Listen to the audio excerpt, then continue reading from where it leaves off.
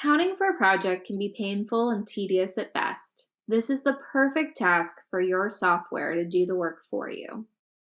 Today, in AutoCAD, we leverage geometry search to count for you. With Count, you can tell AutoCAD the geometry that you want to count, or the blocks that you want to count.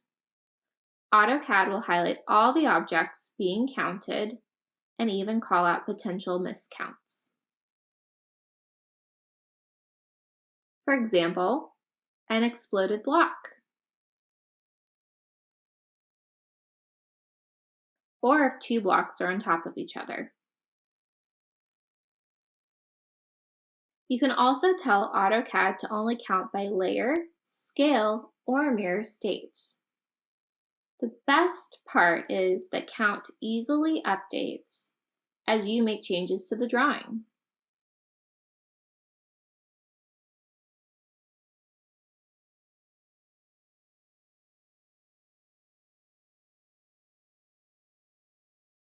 AutoCAD makes it easy to count the right objects and to synthesize the information in a table for tasks, like ordering parts or giving estimates.